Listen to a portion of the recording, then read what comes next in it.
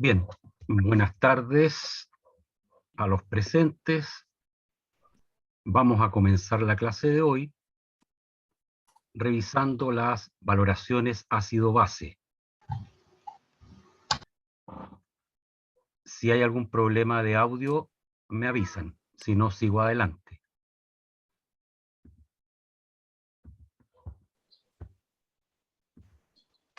Bien, en estas valoraciones ácido-base vamos a ver fundamentalmente de dos tipos.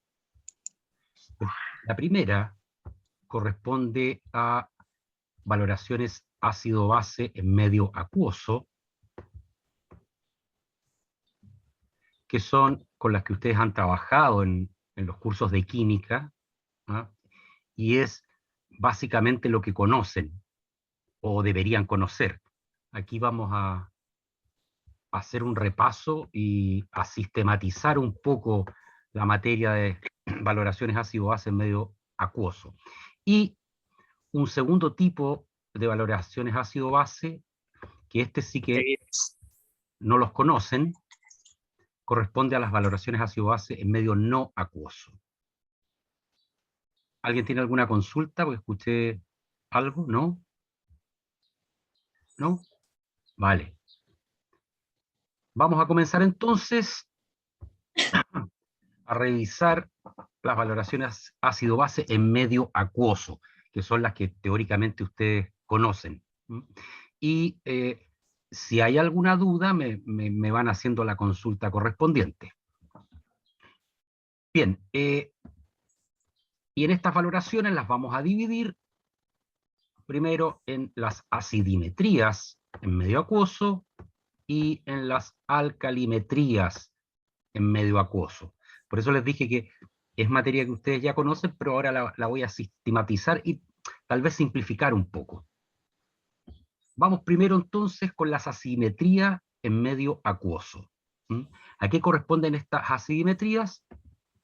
Como su nombre lo indica, corresponden a las valoraciones de ácidos. El analito es un ácido.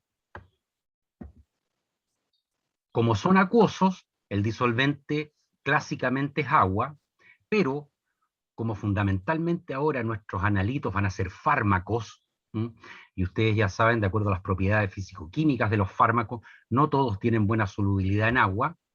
En aquellos casos que se requiera, el analito se disolverá en una mezcla hidroalcohólica, si es que no tiene la solubilidad suficiente para ser soluble en agua. Los titulantes que ustedes han visto en las químicas para una acidimetría en medio acuoso son cualquier base fuerte. En este caso, nosotros para este curso, como la idea mía es simplificar las técnicas y que sea un grado menos de dificultad, solo nos vamos a manejar con un titulante, el hidróxido de sodio, en un título de 0,1 normal. Obviamente, si es titulante, es una solución valorada. ¿Y cómo se debe estandarizar? Con el patrón primario, que es el que ustedes ya conocen, el biftalato de potasio. Y por último, respecto al indicador. Los indicadores para las acidimetrías en medio acuoso teóricamente, deberían escogerse de acuerdo al pH del punto de equivalencia de cada titulación. Se los explico con esta tabla que tengo acá. Aquí hay un listado de indicadores ácido-base con sus colores de viraje a los pHs correspondientes. De acuerdo a la ecuación Henderson-Hasselbalch, si nosotros estamos titulando un ácido, denominado aquí genéricamente como HA, ¿cuándo estará totalmente cuantificado este ácido? Cuando no quede nada de él, o un 100% esté en su forma aniónica.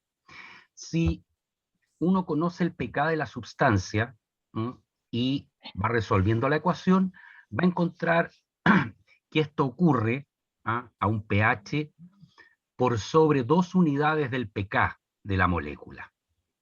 Por ejemplo, aquí, un ácido que tenga un pK de 1,5, un ácido que tenga un pK, repito, de 1,5, va a estar cuantificado 2 unidades más de pH que su pK, es decir, en 3,5. ¿Cuál debería ser el indicador óptimo adecuado para esa titulación?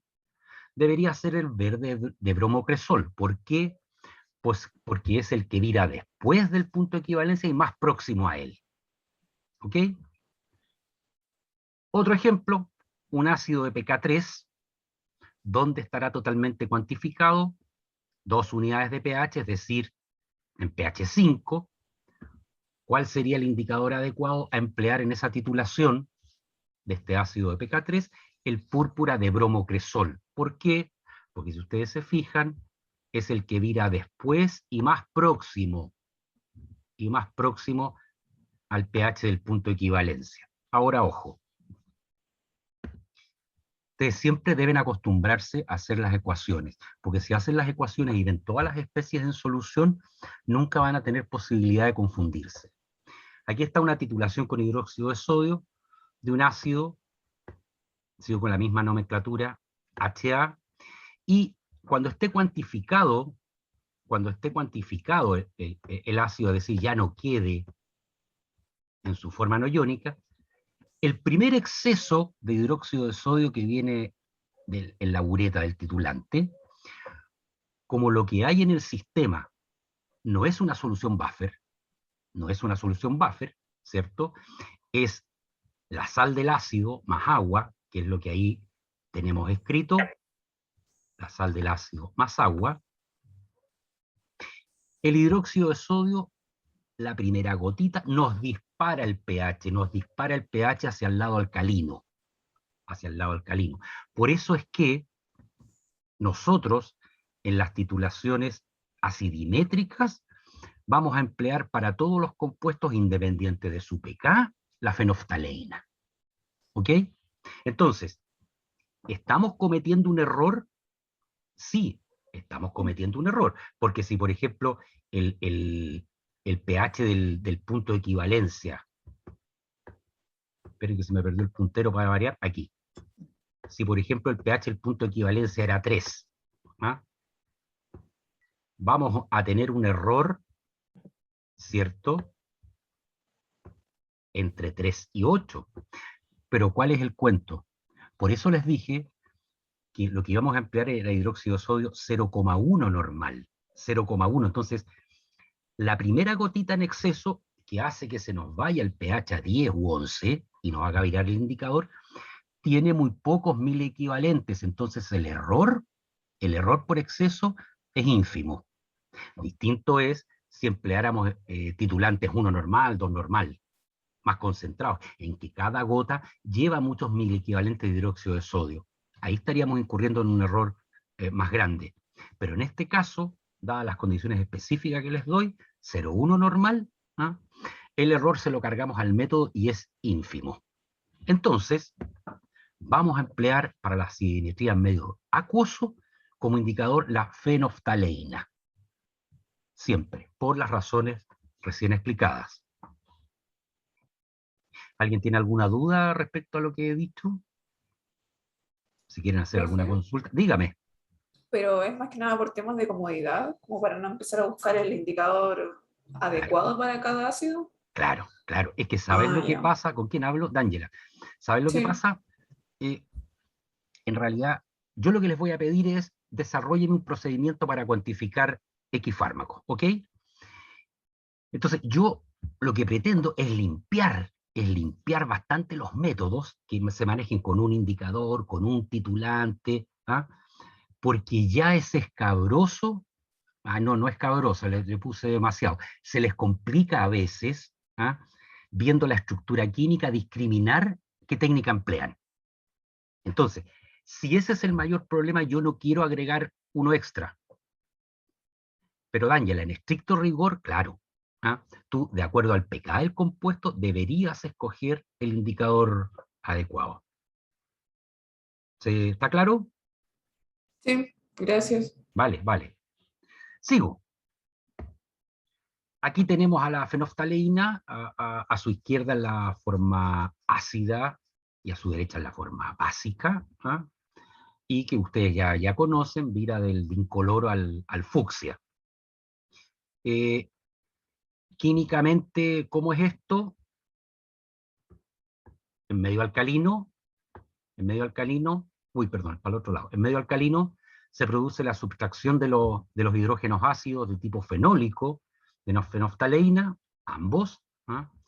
Hay reordenamientos, luego de la subtracción de los hidrógenos ácidos, hay reordenamientos y nos da una serie, ¿ah? Yo lo puse entre corchetes, una serie de formas resonantes, ¿ah? Que corresponden a especies dianiónicas, y esas especies dianiónicas son las que generan el color fucsia en el compuesto. Me imagino que esto ya lo ¿Profe? sabían y estoy recordando. Dígame. Eh, quería preguntarle que, ¿por qué era que se hacía el reordenamiento? Porque tú sustraes, espérate, se me perdió el puntero de nuevo. Cuando tú sacas este protón, ¿cierto? Te queda la carga negativa, bueno, y empieza el reordenamiento para estabilizar la molécula. Entonces, tú tienes varias estructuras resonantes, ¿ah? Dianiónicas. Aquí hay una en que el anión está acá y acá, hay otra forma que está acá y acá, pero cualquiera de las formas, ¿ah? Son las que te generan el color fucsia. Recuerda tú por qué los colores se generan en los compuestos. ¿Ah? ¿Por qué no son incoloros? ¿Ah? Depende de la cantidad de estructuras resonantes y enlaces conjugados que haya en una molécula. Así obtenemos color. ¿Vamos? Sí, Eso gracias. debería ser más o menos de las clases de UV visible de analítica, más o menos. ¿Mm? Bien, seguimos. Entonces las acidimetrías en medio acuoso, son para cuantificar ácidos fuertes, que es lo que ustedes ya saben del pasado que los persigue de la química.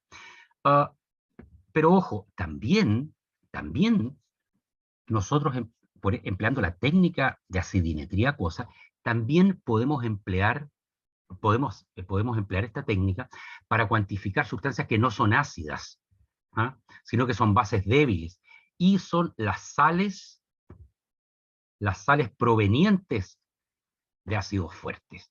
Lo vamos a ver enseguida con un ejemplo.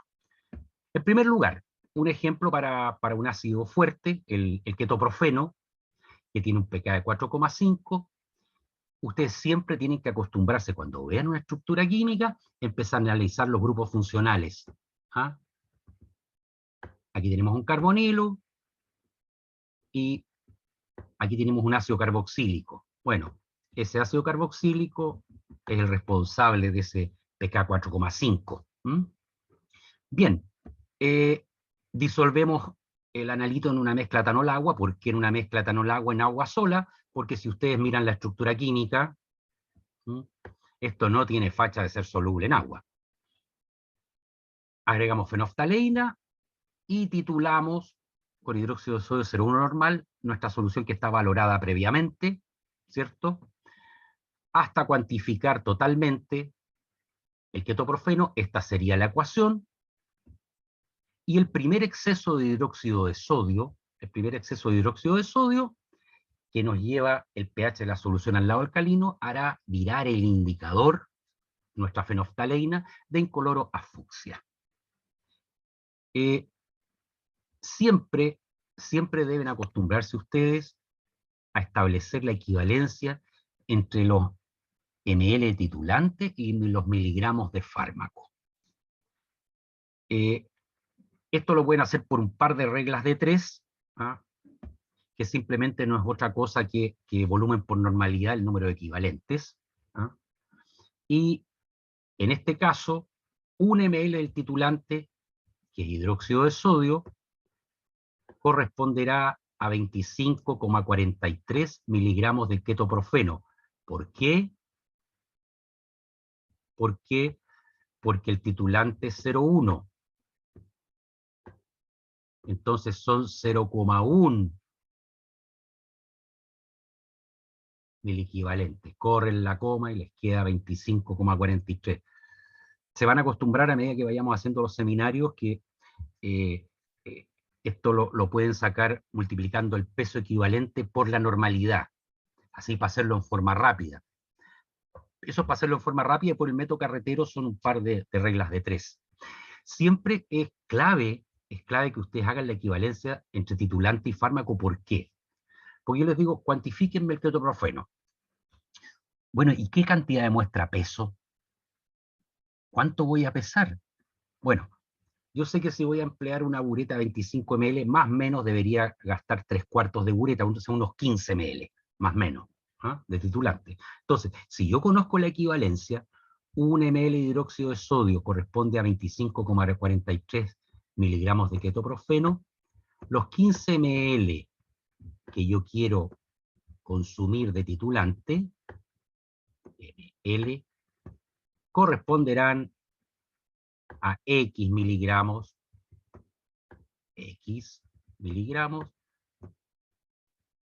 mg de ketoprofeno. Bueno, esos X es la cantidad que yo peso para llevar a cabo mi ensayo. Por eso es importante establecer la equivalencia, repito, entre ml titulante y miligramos de mi analito. Seguimos. Les dije que, además de los ácidos fuertes, también podíamos emplear cuando estén las sales de estos ácidos fuertes. Por ejemplo, aquí tenemos la sal sódica del mismo ketoprofeno. Esto, ya del punto de vista ácido-base, es una base muy débil, porque proviene de un ácido fuerte. Simplemente, nosotros disolviendo nuestra sal, disolviéndola en agua, agregando cloroformo y ajustando un pH menor a 2,5, ¿por qué menor a 2,5? ¿Por qué? Porque dijimos que el pK era 4,5, 2 unidades por debajo de su pK, está un 100% en su forma no ionizada. Entonces, si nosotros ajustamos nuestra solución a pH 1 o a pH 2, vamos a tener el compuesto en su forma no ionizada y, por tanto, soluble en cloroformo. Y ahí procedemos a la extracción. Regeneramos el ácido. Eso lo tenemos en cloroformo. Eliminamos el cloroformo por rotavapor. Redisolvemos el residuo que nos quedó en etanol agua y procedemos a la titulación con hidróxido de sodio. Entonces, cuando tengamos sales de ácidos fuertes, también podemos emplear acidimetría aquosa, perdón, aquí, acidimetría aquosa, previa restitución y extracción del ácido, que es nuestro analito. Ok. D'Angela, dígame, levantó la mano. Profe, pero entonces técnicamente no se está analizando la sal, sino que el ácido de nuevo. Claro, tú regeneraste, tienes esto. Este es tu analito. Sí. Esto es lo que venía en una forma farmacéutica. ¿Ah? Tú regeneras el ácido, lo titulas, ¿m? Lo titulas y lo llevas a la base de cálculo de la sal e informas tu resultado. Ah, esa es la relación después entre el ácido. Sí, sí, lo que pasa, Ya, ya. ojo, ojo, ojo. Si te dijeron, yo tengo una muestra de ketoprofeno sódico en un comprimido, por ejemplo. En inyectable mejor, más cuerdo. Claro, una cosa son las derivatizaciones que tú puedas hacer para lograr cuantificarlo, pero tú no vas a expresar tu resultado como el ácido si tu muestra era la sal. ¿Me sigues? Claro que esa era mi duda, porque como estaban analizando el ácido, dije, Claro, bueno, pero a entonces, ver, ustedes en instrumental tuvieron técnicas instrumentales, ¿cierto? sí, HPLC, gas, ¿sí? sí, Vale. En HPLC, ¿cierto? Cuando tu analito no es buen cromóforo y quieres emplear un detector UV o de arreglo de diodos, no lo ves, ¿no es cierto? No se ve, si no es buen cromóforo. Pero tú lo puedes hacer reaccionar con otra sustancia, o sea, lo derivatizas y esa nueva sustancia es cromófora y la podéis detectar a 450 o 500 nanómetros, ¿sí? ¿Recuerdas más o menos de lo que estoy hablando? sí. O en cromatografía gaseosa. Tu analito, por ejemplo, tiene hidrógenos activos. ¿Ah? Todo eso no lo podéis pinchar en la columna capilar del cromatógrafo gaseoso. ¿Ah? No lo puedes pinchar así. Tienes que sirilar, ¿cierto? E inactivar todos esos hidrógenos activos. ¿Te suena? Ya, de eso no me acuerdo Bueno, mucho. pero en buenas cuentas, lo que tú estás corriendo dentro del equipo ya no es tu analito, lo derivatizaste, ya no es el mismo compuesto. ¿Estamos? Sí, Pero tú lo que vas a informar es el compuesto, el que estaba, el que te pidieron que cuantificaras en una muestra, en un producto farmacéutico, en aire, en agua, en lo que sea, en plasma. ¿Estamos? sí, sí, que ahora me queda más claro. Vale, vale. ¿Alguna otra duda al respecto de la distinguida concurrencia? Profe, Dígame, Mauricio. y y al momento de informar el resultado, Sí, se hace como en equivalentes de la sal, r- eh, respetando también que se hizo como el método a través de una derivatización, ¿o no? ¿O lo no que pasa es necesariamente? que, lo que pasa es que aquí tú dices un ml del titulante 0,1 equivale a no sé cuántito, es un 0,1 equivalentes de tu compuesto que tiene este peso molecular, es decir, ¿cuánto pesaba? Pesaba 254,3 más 22, ¿cierto? Ese es tu nuevo peso molecular, más 22, porque le saqué un hidrógeno y le agregué el sodio que tiene peso atómico 23. ¿Ah? Entonces, tu resultado ya lo expresas directamente como tu analito, independiente de las marihuanzas que hayas hecho para desarrollar tu procedimiento, tu protocolo. Ok, ¿Foca? sí, entendido. Vale. Que es más o menos lo mismo que le explicaba a la Daniela con, con, los, con algunos métodos instrumentales en que tu analito no tiene las propiedades requeridas, ya sea para la columna o para el detector que vas a emplear, y simplemente lo tienes que derivatizar, es decir, hacer cambios estructurales. ¿Ah? Suponte tú, ¿ah? eh, quieres cuantificar empleando HPLC un compuesto en plasma que está en súper baja concentración. Entonces, eh, aunque sea buen cromóforo al UV, te queda bajo el límite de detección. Bueno, te cambias de detector a fluorescencia, ¿ah? En que aumentas 2, 3 órdenes de magnitud el límite de detección, ¿ah? Pero ya lo tenéis que conjugar con otro compuesto que sea capaz de generar fluorescencia. Entonces, tu analito ya cambió su estructura, pero lo que tú partiste pesando era tu analito. Entonces, la base de cálculo siempre es de tu analito, independiente de las marihuanzas que hagas después. ¿Estamos, Mauricio? Sí, profe, sí. Vale. Sigo entonces. Y ahora me cambio a las bases. Alcalimetrías en medio acuoso. También, como su nombre lo indica, este es el nombre de la metodología o de la técnica, más bien dicha, que se emplea cuando hay que cuantificar bases.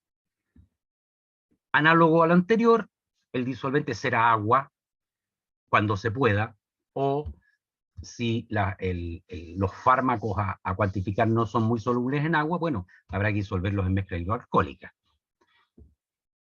En este caso, una explicación análoga a la que le di para hidróxido de sodio, se van a dar vuelta para hacer los ejercicios con ácido clorhídrico 0,1 normal, y obviamente es de concentración exactamente conocida, una solución valorada. ¿Y cómo se estandariza? Bueno, con lo que ya conocen de las analíticas, con el carbonato de sodio. O sea, no hay novedad. Y respecto al indicador, es análogo a lo que expliqué para los ácidos. Vamos a dar el ejemplo, siempre con Henderson-Hasselbalch. Aquí, si nosotros hacemos los cálculos, nos vamos a encontrar que la base está cuantificada cuando estamos 2 unidades de pH menos que el pK del compuesto. Aquí a veces se me enredan con lo de 2 unidades para abajo, 2 unidades para arriba. Simplemente el que no lo tenga claro, tire números a Henderson-Hasselbalch, y con que lo haga una vez, ahí va a ver que es cierto.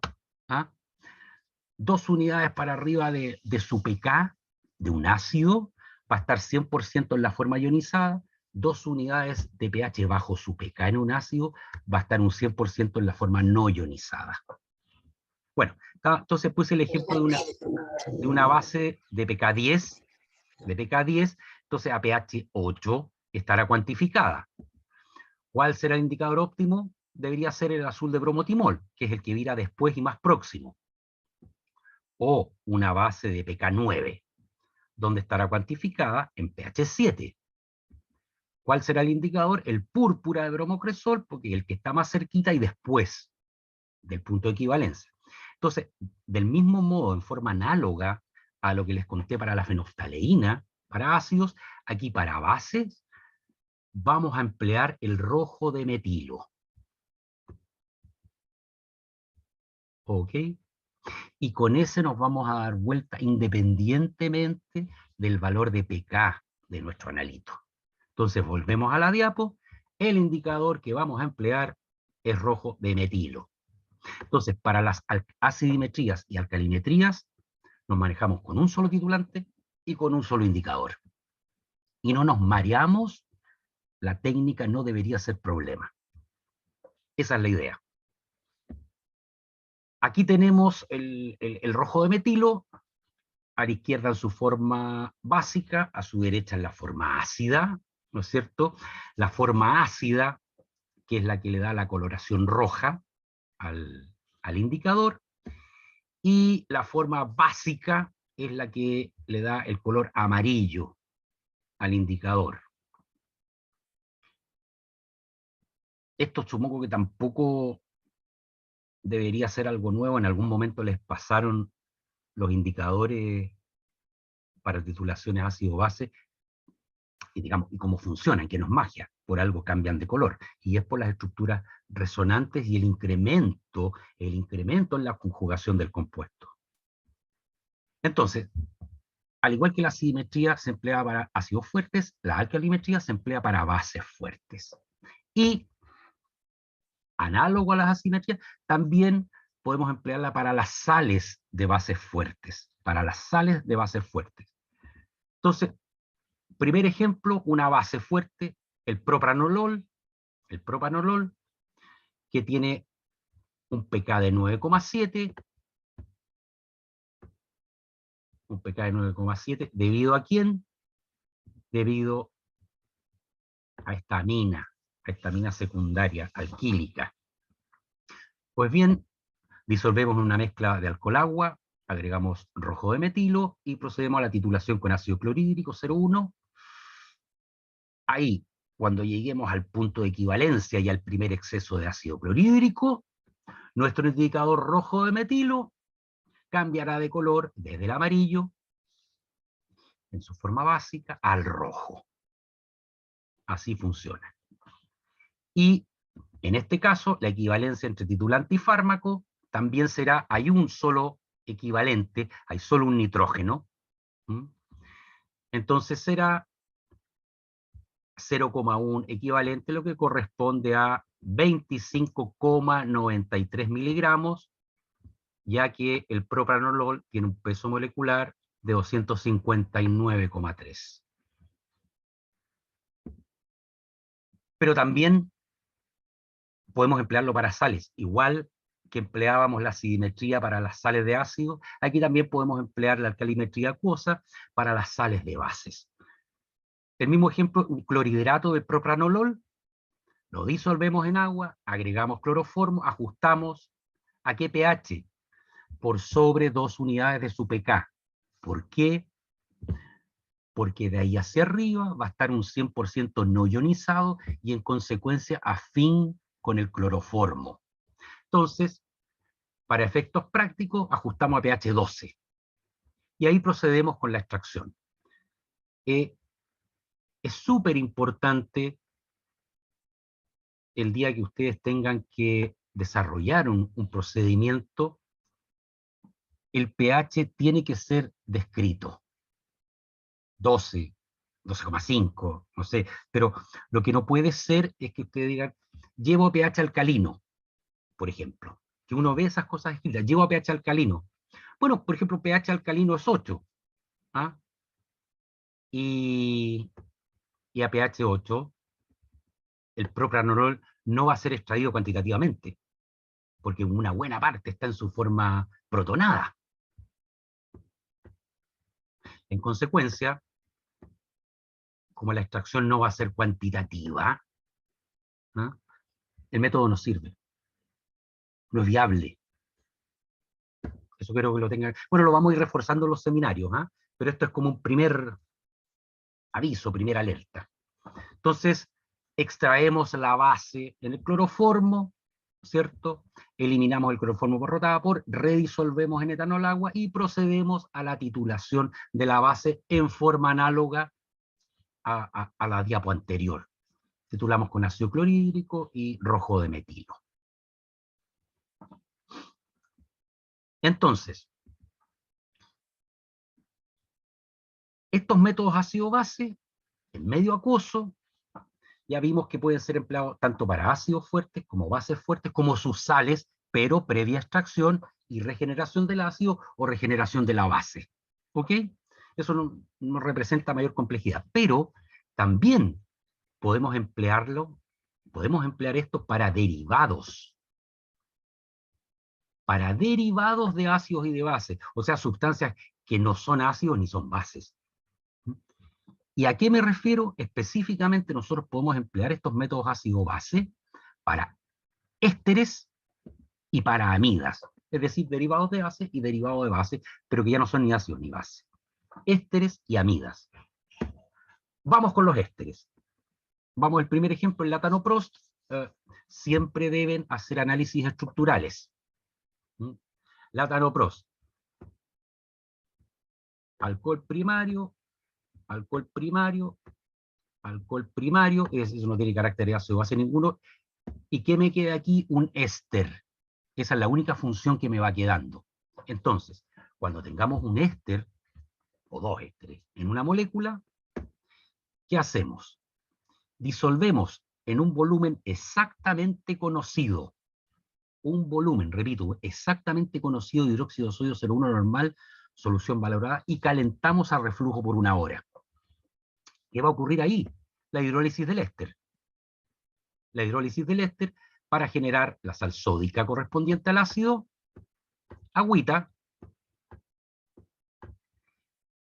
e hidróxido de sodio en exceso. ¿Por qué? Porque cuando nosotros le pusimos un volumen exactamente conocido, le agregamos un volumen tal que nos quedara un sobrante. Y ya les voy a explicar cómo. Entonces, este hidróxido en exceso, simplemente lo titulamos con ácido clorhídrico y rojo de metilo como indicador, ¿no es cierto? Y de esa forma, este volumen exactamente conocido de hidróxido de sodio que nosotros pusimos, va a corresponder a los 1000 equivalentes totales de hidróxido de sodio que nosotros ponemos. Esto, nosotros lo agregamos en forma exacta. Y esos 1000 equivalentes totales una parte, ¿ah?, van a ser los que se consuman en la hidrólisis. Ahí por eso puse el color verde para que nos vayamos guiando. Y otra parte va a quedar libre sin reaccionar, que es el exceso. ¿Pero qué es el exceso? Que yo voy a cuantificar. Entonces, ¿cómo conocemos nosotros la cantidad de mil equivalentes consumidos en la hidrólisis y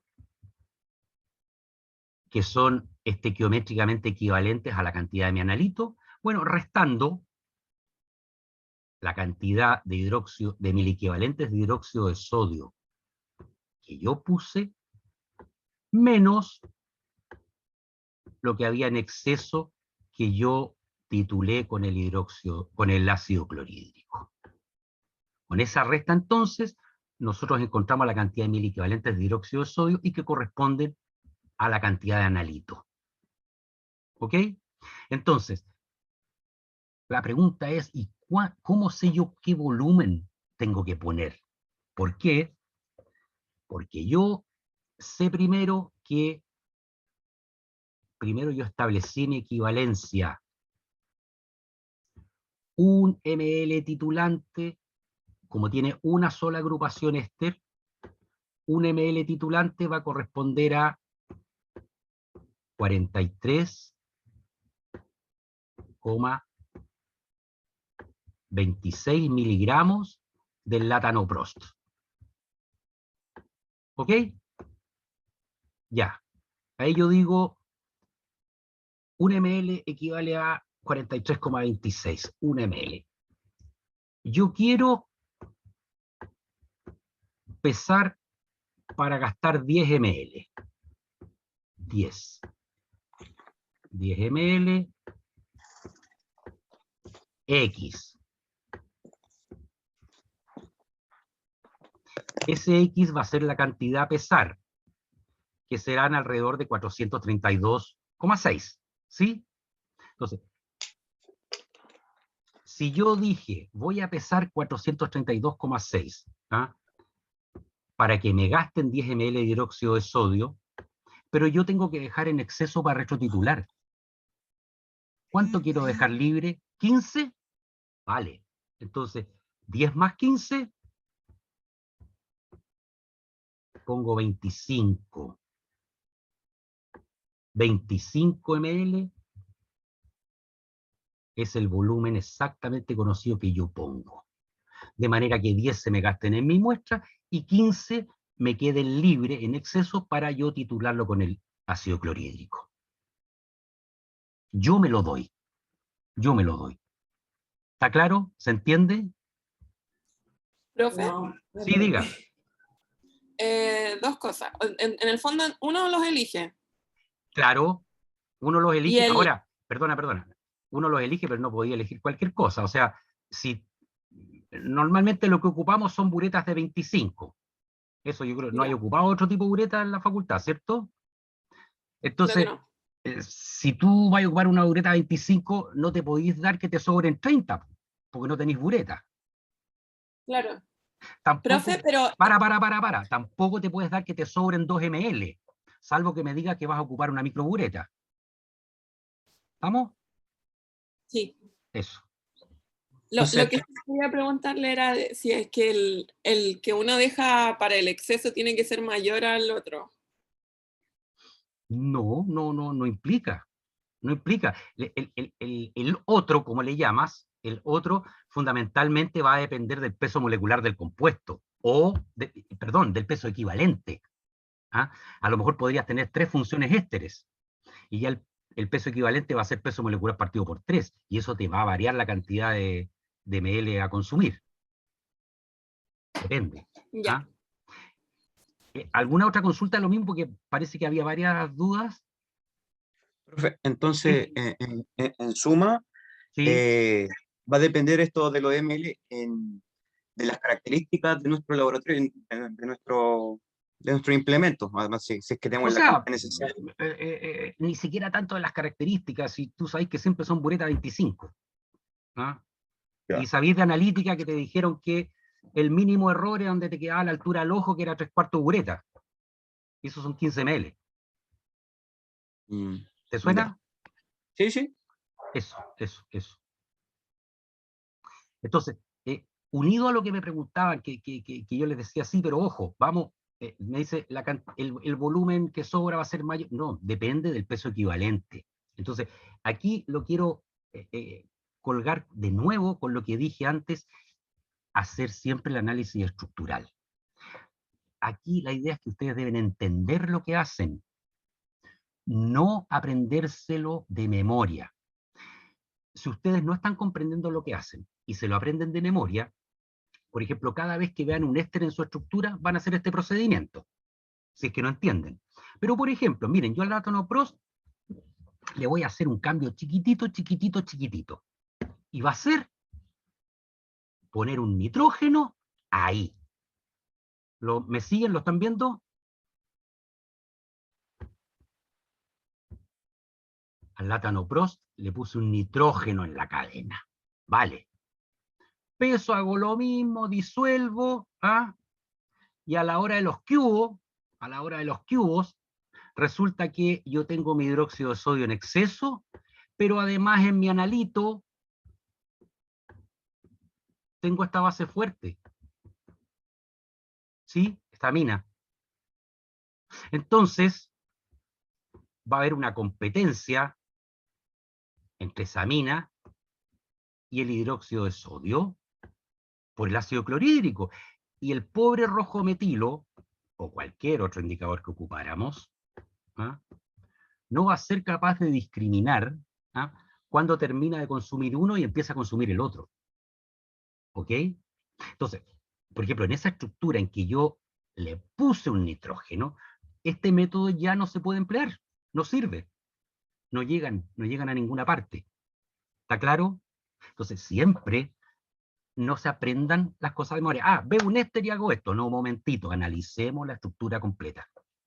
A ver si es viable, a ver si es adecuado lo que yo pienso hacer, dependiendo de las características estructurales de la molécula. ¿Estamos? Ya. Amidas. Eso eran ésteres, amidas. Vamos viendo esta primera amida. Primer tipo, primer estilo de amida.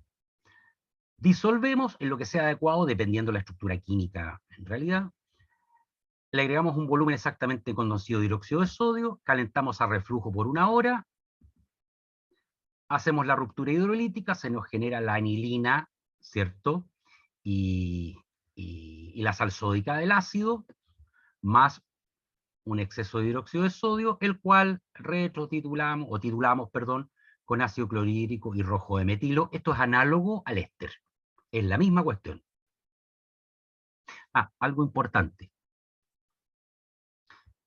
Si ustedes no calientan a reflujo,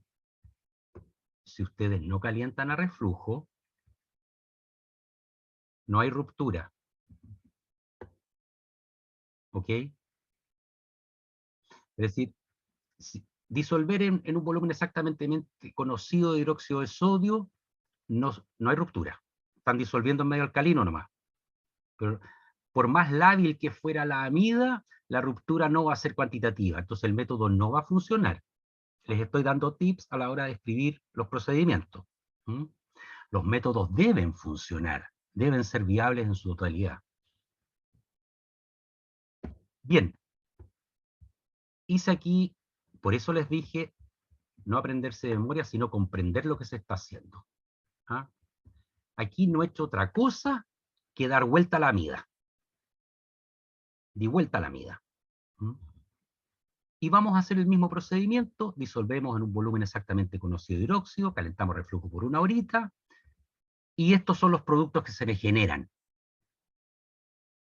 La sal del ácido benzoico, esta amina alquílica y el hidróxido de sodio en exceso, que es el que yo pretendo retrotitular con ácido clorhídrico.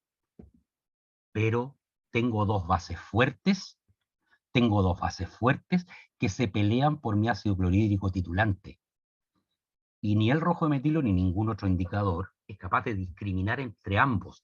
Entonces, en este tipo de agrupaciones, no es viable hacer este procedimiento. No es viable. Al tiro, una moraleja. Escriban las ecuaciones. Acostumbren a escribirse las ecuaciones. Porque si ustedes las escriben, ustedes ven las especies en solución. Las ven. Entonces no se pueden confundir. Es imposible que se confundan. Si ustedes esto lo escriben, tal como yo lo tengo escrito, tienen la sal sódica del ácido benzoico, una base muy débil, esta amina alquílica primaria, base fuerte, hidróxido de sodio, base fuerte, chao, no puedo hacer esta hidrólisis, no me lleva a ninguna parte. ¿Está claro? Entonces, primera cosa, hacer análisis de las estructuras. Segunda cosa, salvo que sean secos para la orgánica y hagan todas las rupturas y las ecuaciones en la cabeza, ¿para qué? Gasten un poco papel y lápiz y van a perder 20 segundos de su vida, ¿ah? Pero no se van a equivocar, porque uno las ve, ahí están las especies en solución. Eso. Y tenemos un tercer caso, ¿ah? De amidas en que el producto de la hidrólisis, aquí, el producto de la hidrólisis nos pueda generar una amina de carácter volátil. Esa es otra posibilidad en la que nosotros podemos emplear el método ácido-base para este tipo de aminas. Y estas aminas, que son volátiles, van desde el amoníaco hasta la propilamina. Amoníaco, metilamina, etilamina, propilamina. No de cadenas superiores, tampoco de cadenas ramificadas, solo estas lineales. Esas son volátiles, no otras. Entonces, en una estructura química, cuando ustedes tengan una amida, y vean que se puede generar amoníaco, o metilamina, o etilamina, o propilamina, es decir, una amina volátil, pueden llevar a cabo un método ácido-base para cuantificar esta amida. ¿Y cómo se lleva a cabo? En este caso, la ruptura hidrolítica ya no es con un volumen exactamente conocido y retrotitular, no. En este caso, se disuelve la muestra en base concentrada, un 5 normal, pero no es una solución volumétrica, es una solución alrededor de, y se calienta a reflujo por 1 hora. ¿Por qué tan fuerte la concentración de base? ¿Por qué? Porque necesitamos hacer la ruptura hidrolítica y necesitamos un medio fuertemente alcalino, de manera que nuestra base sea volátil. Entonces, repito, no es una solución valorada 0,1, no, es una solución concentrada de concentración alrededor de 5 normal. Y esta amina volátil la destilamos. Esta amina volátil la destilamos, por arrastre de vapor de agua, y la recibimos. Hay 2 tipos de recepción. Una, que es recibirla en un volumen exactamente conocido de ácido clorhídrico, solución valorada, en que el exceso de ácido clorhídrico lo retrotitulamos con hidróxido de sodio, y por diferencia calculamos la cantidad de amina, que es proporcional a la cantidad de mi analito que me pedían cuantificar. Esa es una posibilidad. La otra posibilidad es que la base volátil la recibamos en ácido bórico. En este caso el ácido bórico es una solución saturada del 2 al 3%. Ahí la base, a medida que está siendo recibida, nos forma el borato de amonio. Borato de amonio que por desplazamiento con ácido clorhídrico, que por desplazamiento con ácido clorhídrico se nos regenera el ácido bórico. Entonces esta es una titulación directa. La cantidad de milequivalentes consumidos de ácido clorhídrico corresponde a la cantidad de milequivalentes de la amina volátil. No es una retrotitulación, es una titulación por desplazamiento. ¿Y cómo se hace esta destilación? Aquí les muestro el aparatito, ¿cierto? Es un sistema cerrado. Ahí tenemos un mechero, le vamos a poner la llamita, ya que tengo esto en color rojo. Aquí va la muestra. Luego, hay una columna para llevar a cabo el reflujo. Luego un condensador. Y finalmente un matraz con ácido bórico al 2-3%, o bien con clorhídrico, un volumen exactamente conocido, una solución valorada, donde mi amina volátil burbujea. No sé si alcanzan a apreciar las burbujas blancas ahí. Ojalá que lo logren apreciar, porque me costó N animar esta cuestión, pero bueno. Entonces, una vez... sí, dígame, Mauricio. No, profe, continúe con esto, que es con respecto al anterior. Vale. Ya. Entonces, ahí va burbujeando esta amina que es volátil, ¿cierto? Burbujea porque es un gas, ¿cierto? Eso es más o menos el 60% del analito, y el resto, el 40% restante, es por arrastre de vapor de agua. Por eso es una destilación.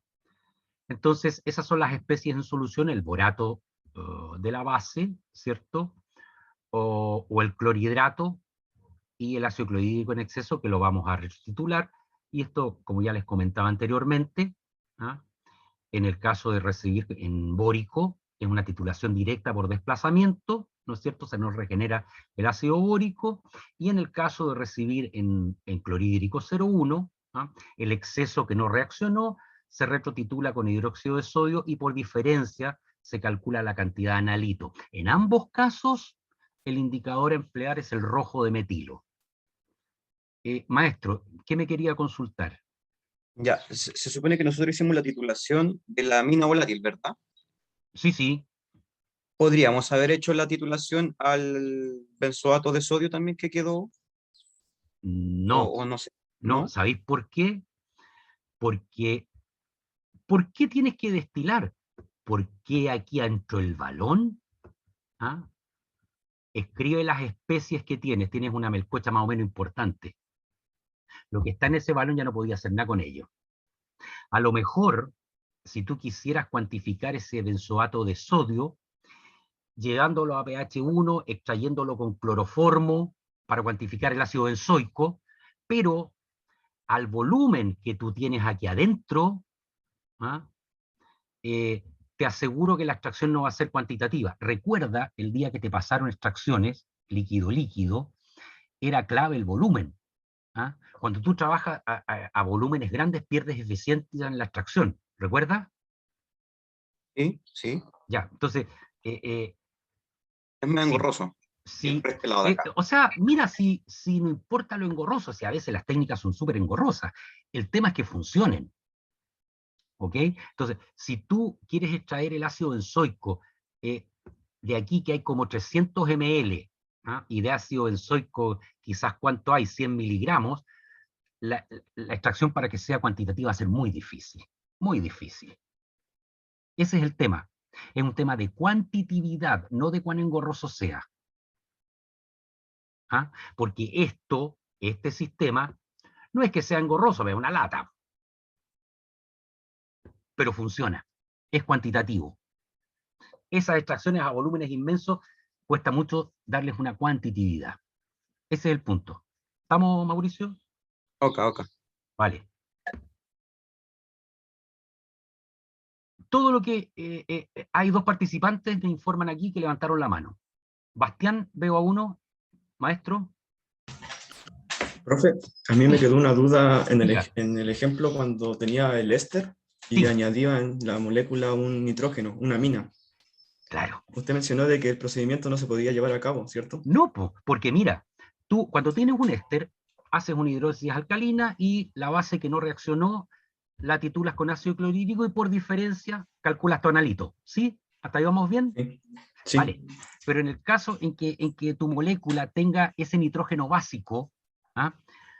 Cuando tú quieras valorar el hidróxido de sodio en exceso, ¿ah? ¿Cómo discriminas entre el consumo del hidróxido y el de ese nitrógeno por el ácido clorhídrico? ¿Cómo? Para competir con él. Claro, compiten. Ojo, porque estamos ocupando indicadores visuales. Si tú lo Ya. hicieras con pHímetro, probablemente veas 2 saltos, dependiendo del pK. ¿Ah? Ya, Pero pero aquí mi duda, estamos profe, ocupando entonces, indicadores visuales. Sí, ¿qué procede ahí a realizar procede a hacer en otra ese cosa caso? que aún no hemos pasado. Ah, ya, vale. Esa es mi duda. Solamente estoy haciendo hincapié en que Vale. hay que hacer análisis y comprender, no aprenderse de memoria, de manera que, éster, pum, hidrolizo, Ya, y tenía competencia. ¿Ah? ya, profe. Vale, muchas gracias.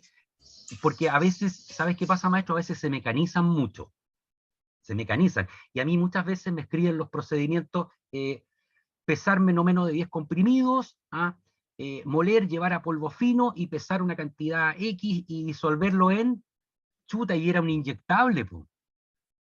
No había ningún comprimido, pero han hecho tantos ejercicios comprimidos que se mecanizan.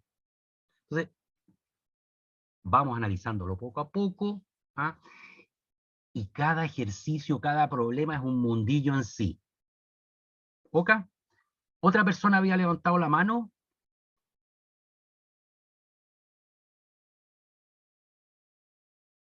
Diga, Miranda. Profe, mire, Sí. hay dos cosas que no entendí muy bien. Mire, Sí. la parte donde mostraba que era otro método que tampoco era viable, pero era cuando la mina estaba como al revés.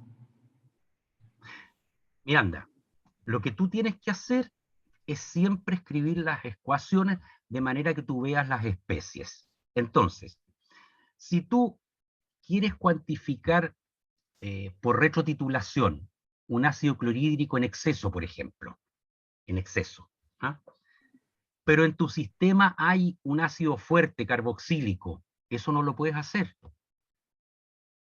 Claro, Pero la única manera que tú lo comprendas es que escribas las ecuaciones y veas las especies, no por memorización, porque por memorización yo te hago un pequeño cambio en la estructura y a lo mejor lo que te había memorizado ya no sirve. ¿Me comprende? sí. Eso. ¿Alguien más consultó algo? O sea, tenía la mano levantada. Lenny, Sí, dígame. profesor, ¿puedo irme? Hombre, es tu vida. Sí, Ya. sí. Oye, no, sí, maestro, agradezco tu formalidad, pero realmente le agradezco. Es un gesto de buena educación que no tiene nombre, parámetro ni nada, pero las clases son libres, maestro. Si tú tienes que hacer o estáis muy aburrido conmigo, te vas, que no pasa nada. ¿Ah? Eso. No se preocupe. No. A mí me gustan las clases. Ya.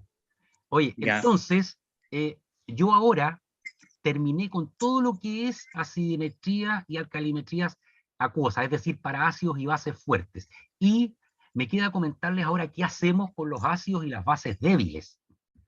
Sí. Pero les propongo un recreo y continuamos con esto. ¿Les parece? Sí, profe, antes del recreo, hay algo que no entendí de las aminas cuando se hacían, en el caso de las amidas, no se hacían reaccionar con hidróxido de sodio debido a que generaban una base muy fuerte, ¿verdad? Sí, correcto. Ya. Y la ya, pregunta es... ¿esa es la única razón o con qué otro se podría? Esa es la única razón y de peso. No te sirve el método. Miren, para que les quede más claro aún, el éster, yo les hice una hidrólisis alcalina, ¿no es cierto? Háganla ustedes la hidrólisis ácida y retrotitular el ácido clorhídrico que no reaccionó. Y para la próxima clase me cuentan si es viable o no. ¿Ok? De acuerdo. Gracias, Vale. profesor. Muy bien, muy bien. Hacemos un recreíto. ¿Les parece 10 o 15 minutos? ¿Qué les parece mejor? Ya, profe. No, pues no me digáis ya, profe. 10 o 15 minutos. 10 estarían. 10. 10, vale. Sí. Nos vemos en 10 minutos más. Pauso la grabación y seguimos. Muchas gracias. Bien. Seguimos adelante con la clase. Y antes del recreo les decía que lo que hemos visto, los medios acuosos, están diseñados, están pensados y son aplicables a tanto bases fuertes como ácidos fuertes. Pero ¿qué ocurre con ácidos y bases débiles? Por ejemplo, aquí tenemos un fenol que tiene un pK de 9 o 10. Y acá tenemos el nitrógeno débilmente básico, por ejemplo, el diazepam, que tiene un pK alrededor de 3,4, 3,5, por ahí.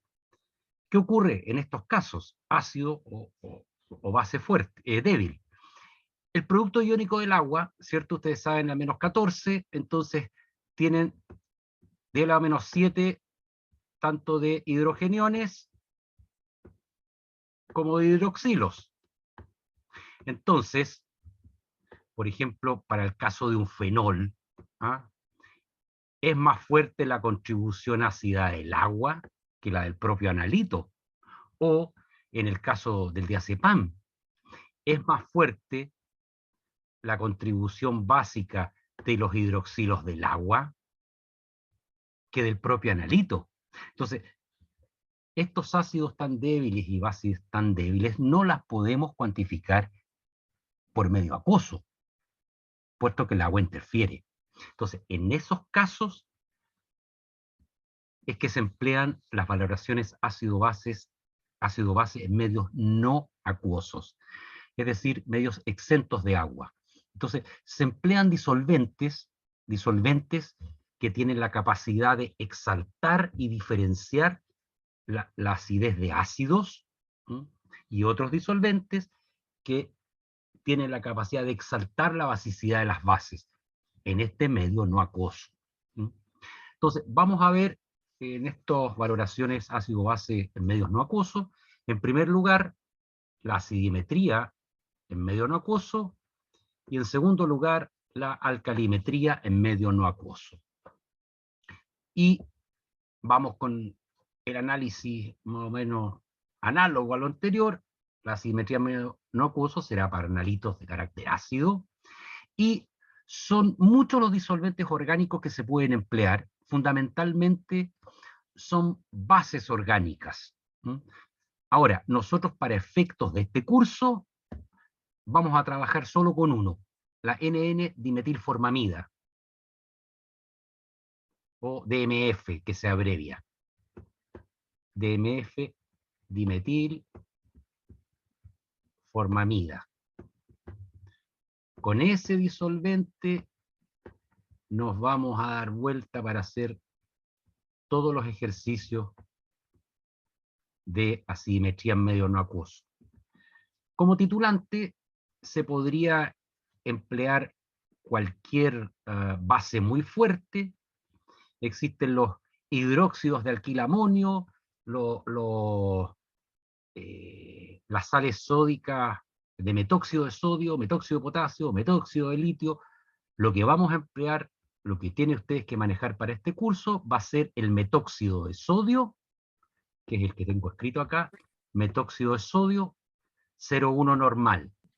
Y como es una solución valorada, se prepara en benceno a todo esto. Acuérdense que aquí no hay agua en el sistema, no hay agua. ¿Y cómo se estandariza? El estándar primario corresponde al ácido benzoico.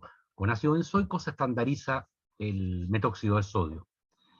Y respecto a indicador, en el caso de la acidimetría, van a manejar ustedes para hacer los problemas dos indicadores. Dos.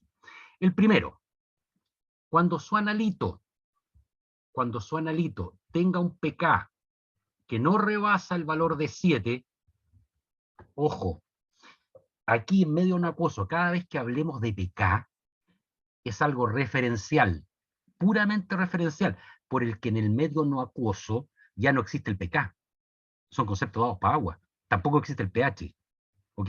Entonces, son valores absolutamente referenciales. Entonces, repito, para analitos cuyo valor de pK no excede el valor de 7, van a emplear como indicador de la valoración el azul de timol. Azul de timol, que está representado por esta estructura. Por favor, Bastián, silencia tu micrófono. Por favor. Ya lo hice yo.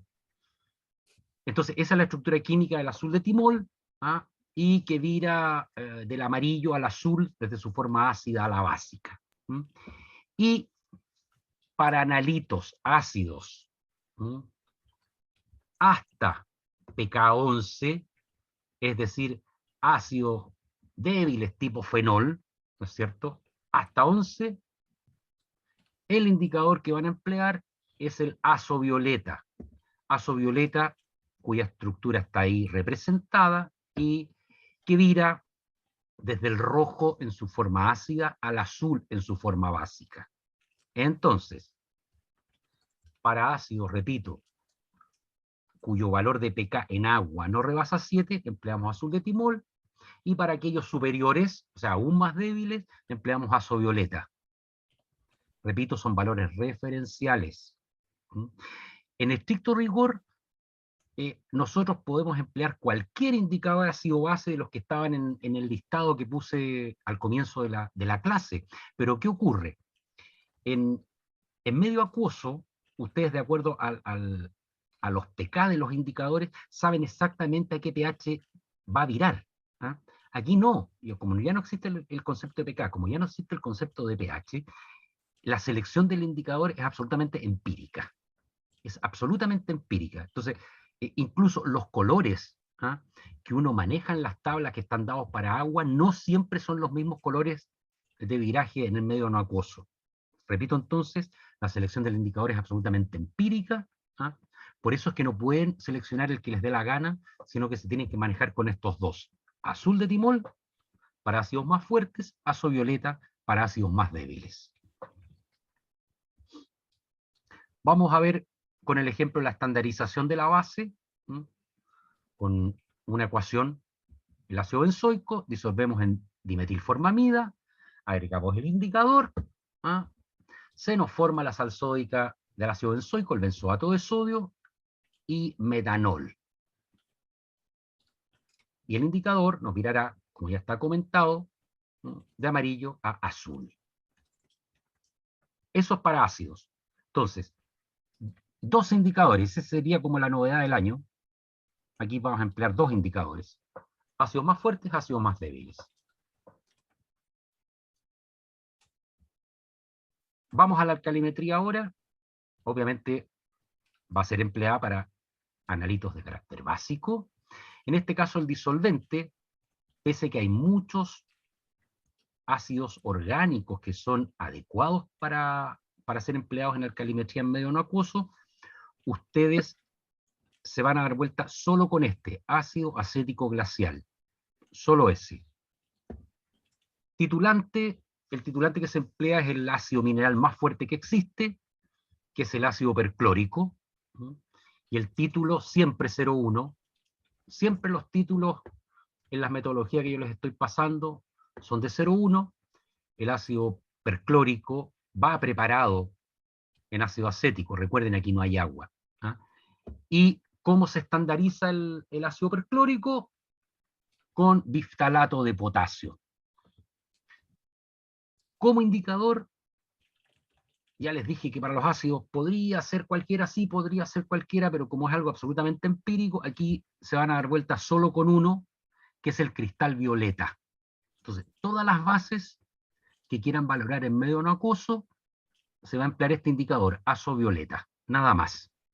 Allí está la estructura química del azovioleta, y el viraje es del morado pasando por un azul intenso, hasta un verde que le llaman verde esmeralda. ¿Ah? Es un color así, entre Caribe y Mediterráneo, una cosa así es el viraje del punto de equivalencia, y le llaman verde esmeralda. Vamos a ver la estandarización, ¿cierto?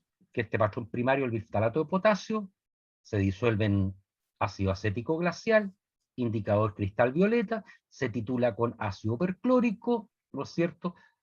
Nos forma el biftalato, el ácido, más perclorato de potasio, y en el primer exceso de ácido perclórico hace que el indicador vire desde el morado hasta el verde esmeralda. Al igual que en los medios acuosos podíamos hacer ciertas marihuanzas para emplear estas técnicas para sustancias que realmente no eran ni ácidos y tampoco eran bases, aquí la alcalimetría en medio no acuoso también la podemos emplear para algunas sales de bases y para sales de amonios cuaternarios. Repito entonces, la alcalimetría en medio no acuoso también puede ser empleada para algunas sales de base y algunas sales de amonios cuaternarios. ¿Qué sales? Las que tienen como halogenuro, cloruro o bromuro. O sea, clorhidratos de base, bromidratos de base, cloruros de amonios cuaternarios, bromuros de amonios cuaternarios. No más, no otro tipo de sales, solo esas. ¿Cómo se hace experimentalmente? A la sal que está disuelta en ácido acético glacial, se le agrega este compuesto, ¿ah?, que corresponde al acetato mercúrico. Acetato mercúrico, que es una solución saturada de acetato mercúrico preparada en ácido acético glacial, ¿no? Entonces, vamos a poner el ejemplo para una sal de base o una sal de amonio cuaternario, siempre para estos halogenuros, no otros. Agregamos acetato mercúrico en el medio, ¿y qué ocurre? Se va a producir la precipitación estequiométrica del halogenuro, como el halogenuro mercúrico. ¿Y qué se va a liberar estequiométricamente? Acetato. Y va a quedar el analito, la base ionizada. Entonces, estas serían todas las especies en solución, ¿cierto? Vamos ahora a lo que les dije, y se iba a aplicar la alcalimetría en medio no acuoso, que era titular con ácido perclórico.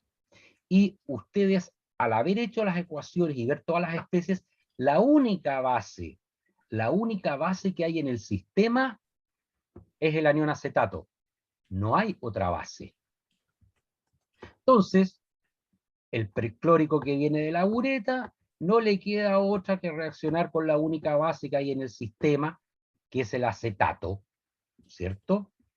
Para formar nuevamente ácido acético, es decir, se regenera el disolvente, y el perclorato, que va a formar contraión con su analito. ¿Ok?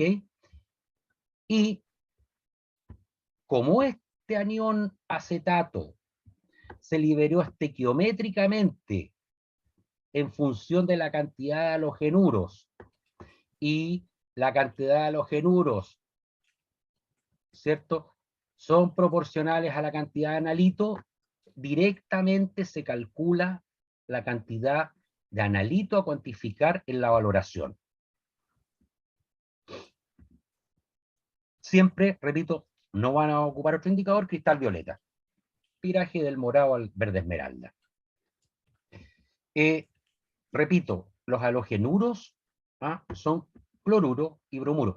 Si los halogenuros, si las sales fueran distintas, yoduros, sulfatos, fosfatos, maleato, enantato, cualquier otro ato, cualquier otra sal, este método no es viable. ¿Por qué?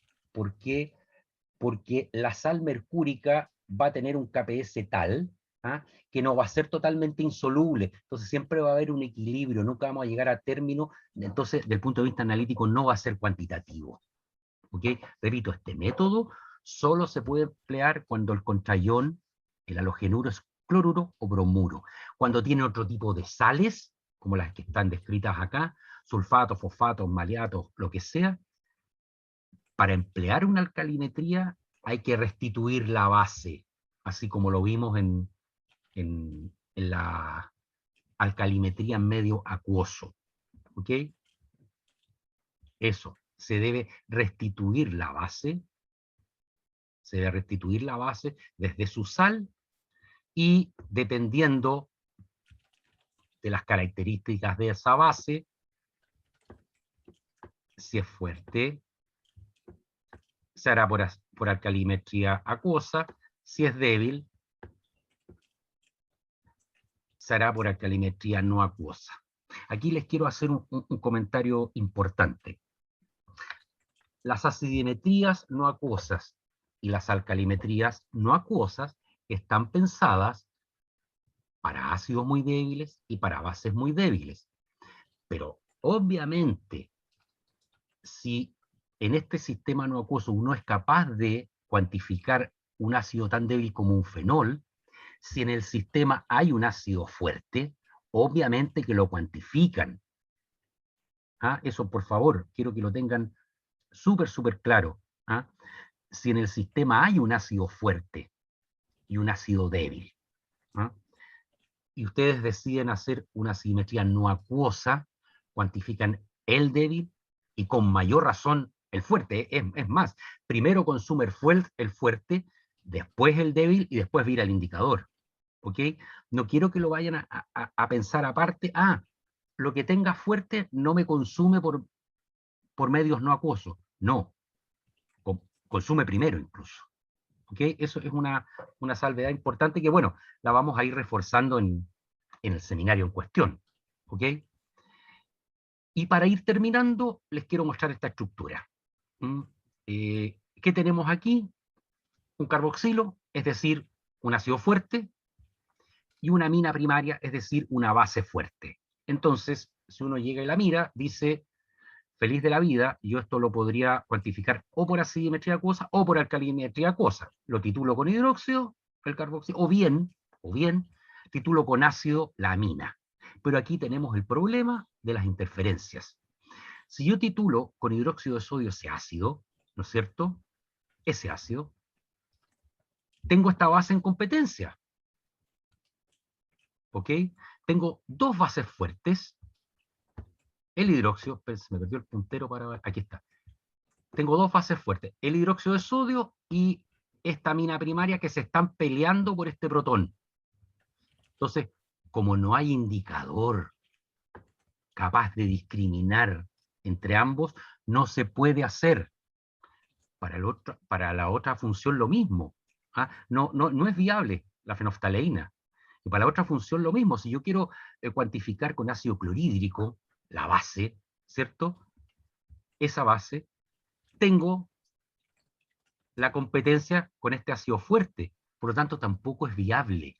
Tampoco es viable hacer una acidimetría o una alcalimetría acuosa, en este caso empleando, por ejemplo, rojo de metilo. Entonces, lo que se hace cuando tenemos agrupaciones ácidas y básicas fuertes en una molécula, es emplear medios no acuosos. Entonces, en esta molécula, yo la puedo cuantificar el carboxilo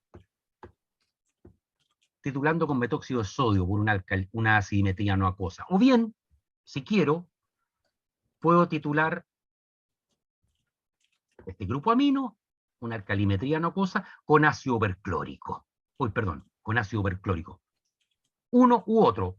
Uno escoge. Si hacen uno, ya está cuantificada la molécula, no hay para qué hacer el otro. Uno escoge, pero es una alternativa. Para esta molécula yo tendría dos alternativas, la acidimetría no acuosa o la alcalimetría no acuosa. Tendría dos alternativas. ¿Ok? Bien. Y con esto finalizo mi clase de hoy, pero antes de retirarme quedo atento a cualquier consulta que tengan. Profe, Dígame, Karina. en este caso, y en verdad en los que vimos, no se puede como modificar la molécula, no sé, por ejemplo, añadiéndole algo. Por ejemplo, en este no se me ocurre nada, y en el otro, no sé, el que era de la amida, cuando quedaba la base fuerte, ¿no se le podría añadir algo, cosa de como capturar esa base fuerte o modificarla para después poder seguir con la reacción? ¿O sería como muy complicado? Tiene la complejidad que te quedan muchas sustancias, cuando tú derivatizas te quedan muchas sustancias en solución. ¿Ah? Entonces, si tú buscas metodologías analíticas que lleven derivatización, ¿ah? Se hacen cuando es extremadamente complejo hacerlo por otra cosa. O sea, que son los ejemplos que antes di yo para HPLC, por ejemplo, de acuerdo al detector que tengáis, porque ya no te queda otra. ¿Ah? Pero aquí, como hay alternativas, se hace esto que es bastante más simple que una derivatización, porque no es llegar y derivatizar. Pero no porque, es por trivial. ejemplo, en el caso de antes de la amida, cuando nos quedaba la base fuerte, no se podría tampoco como separar, o sea, eso también sería como muy difícil, porque como están los dos juntos en la solución, sería muy complejo separarlos, o sea, dejar en un lado la base y en el otro. Correcto. De hecho, ¿por qué, Caría? ¿Por qué yo te estoy pasando los métodos que te paso? Porque son los más directos y más simples, pese que no puedan parecer muy directos algunos, ¿eh? Pero son los más directos y más simples. Sí, hay unos que son medio caricolados, sobre todo el que tenéis que destilar, ¿no es cierto? Pero son los más directos y más simples, sí, efectivamente. Ahora, de que tú puedes hacer derivatizaciones, sí, pero para emplear métodos ácido-base no se emplea eso. ¿Ah? Normalmente se emplea cuando quieres, cuando son detecciones de tipo fluorescente o de tipo visible, ¿ah? O derivatizaciones cuando tienes muchos hidrógenos activos si quieres hacer cromatografía gaseosa. ¿Ah? Esas son fundamentalmente las derivatizaciones que se hacen. ¿Mm? O incluso para espectrofotometría ya directa, si la sustancia no es buen cromóforo, también podéis derivatizar, pero porque no te queda otra alternativa. Aquí tú tienes estas alternativas que son más directas y más simples, y más cuantitativas. Eso. Ya. D'Angela, vale, D'Angela. Profe, me perdí en la parte de ¿En qué parte? alcalimetría. Vuelvo a un par de diapos, por fin. Creo que vamos a salir al mercurio. Algo pasó aquí. Chan, chan. Descartar. Ya. Volví al principio. No, pero no importa. Si total. ¿En qué parte sería?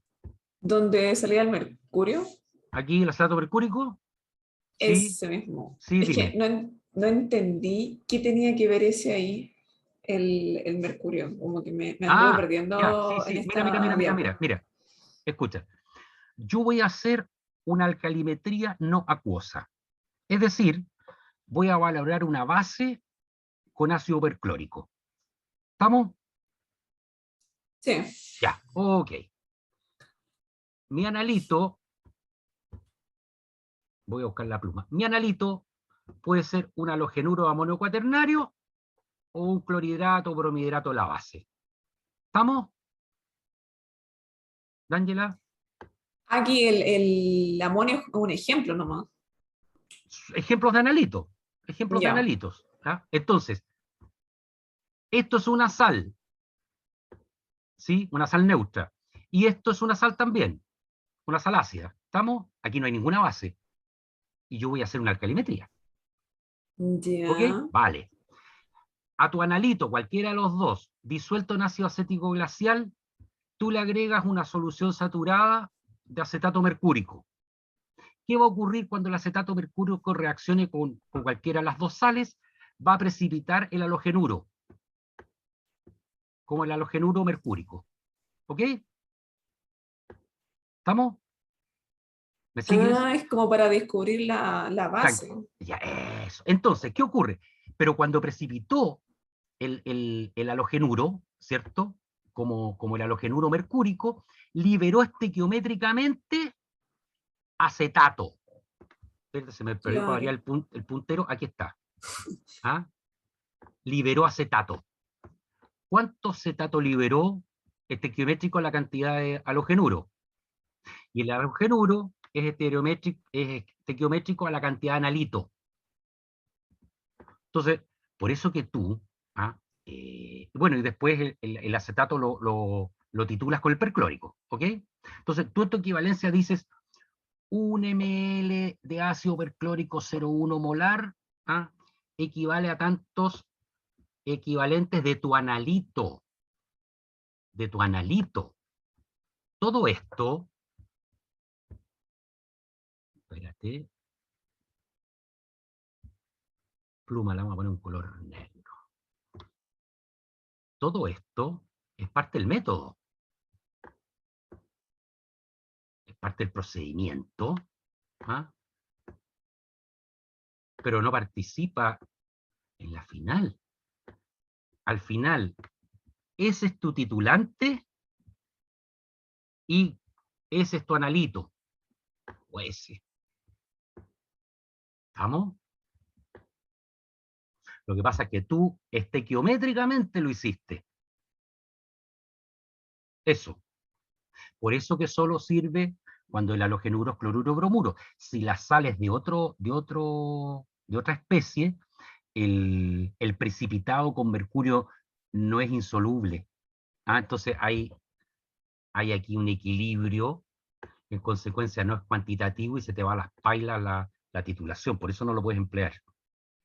¿Esa era tu duda, Ángela, o no? O sea, no hay precipitado con otro tipo de halógeno. Hay, pero no es cuantitativo, precipita un poco. O sea, desde el punto de vista cuantitativo no sirve para nada.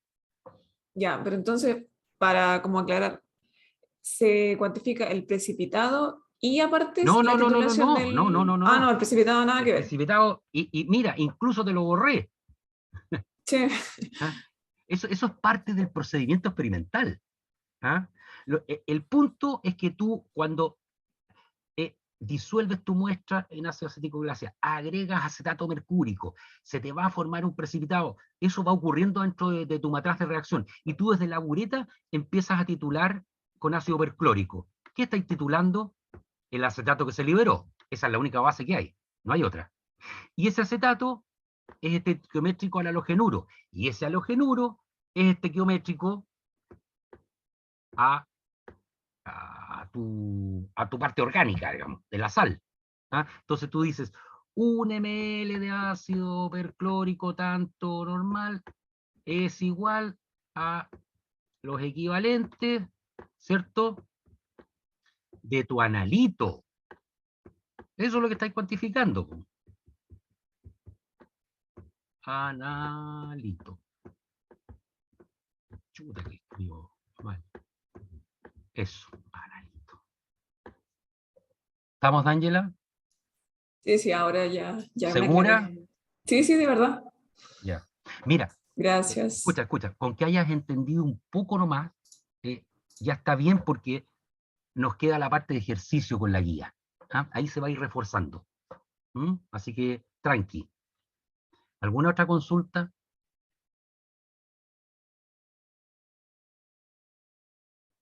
¿Nine?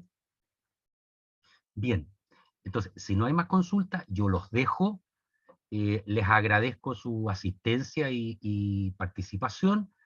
Y nos volvemos a encontrar cuando nos toque el seminario de ácido base. Entonces yo les voy a subir un curso, una guía para que ustedes la vayan desarrollando, de modo que el día que nos juntemos, parece que es de esta la otra semana, si no me equivoco, está programado el seminario, vayamos conversando los ejercicios. Fíjense lo que les digo, vayamos conversando los ejercicios. Aquí la materia hay que irla desarrollando a poco, hay que irla construyendo, conversando. Si ustedes no los preparan, es complejo porque no hay nada que conversar. Eso es